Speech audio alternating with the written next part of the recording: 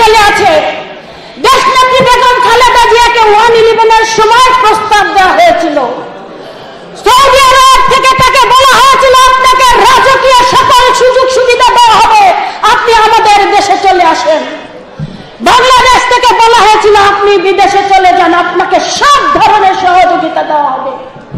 দেশনেত্রী বেগম খালেদা জিয়ার কাছে আমাদের আজকের ভারপ্রাপ্ত চেয়ারম্যান জনাব তারেক রহমান এবং তার কনিষ্ঠ পুত্র জনাব আরাফাত রহমান কোকোকে নির্মমভাবে নির্যাতন করে দেশনেত্রী বেগম খালেদা জিয়ার কাছে রাখা হয়েছিল।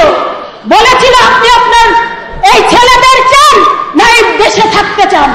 দেশনেত্রী বেগম খালেদা জিয়া সেই দিন বলেছিলেন আল্লাহর কাছে আমি আমার পুত্রদের সাথে দিয়ে এই দেশেই আমি থাকবো, এই দেশের গণতন্ত্রকে আমি রক্ষা করব। সেই কারণে দেশনেত্রী বেগম খালেদা জিয়া আজকে জেলে। প্রিয় ভাই ও বোনের, আমরা বলতে চাই শহীদ রাষ্ট্রপতি জিয়া রহমান যতদিন এই বাংলাদেশের মাটির মানুষ থাকবে ততদিন শহীদ রাষ্ট্রপতি জিয়া রহমানের নাম বাংলাদেশের মানুষের হৃদয়ে স্বর্ণাক্ষরে লেখা থাকবে। ততদিনই আপনারা জানেন শহীদ রাষ্ট্রপতি জিয়া রহমানের দল, জিয়া রহমানের পরিবার এই বাংলাদেশের হৃদয়কে জয় করে থাকবে। সেটা কিন্তু আজকের এই স্বৈরাচারী সরকার শেখ হাসিনা সহ আওয়ামী লীগের সকল নেতৃবৃন্দ বুঝতে পেরেছে। সেই কারণে আপনারা জানেন 2014 সালে কিভাবে নির্বাচন করেছে এবং 2018 সালের নির্বাচন 30 তারিখের নির্বাচন 29 তারিখে রাতে করা হয়েছে। আবার নতুন করে ষড়যন্ত্র করা হয়েছে ইভিএমের মধ্যে দিয়ে নাকি আগামী সিটি কর্পোরেশনের নির্বাচন করা হবে।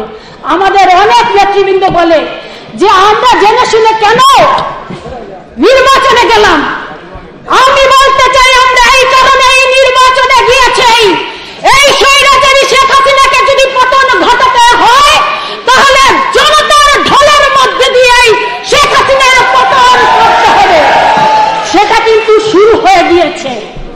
শেষ করতে হবে এই ইভিএমের বাক্সকে লাঠি মেরে 1 তারিখে আমরা নির্বাচনের মধ্যে দিয়ে ব্যালটের মধ্যে দিয়ে সিল মেরে আমাদের আগামী দিনের ধানের শীষের প্রতি তাবিদ আউয়াল এবং ইসরাত হোসেনকে সহ সকল কমিশনারদেরকে নির্বাচিত করে আমরা জনতার ঢলের মধ্যে দিয়ে এটাই হোক আজকের আমাদের দিনের শপথ।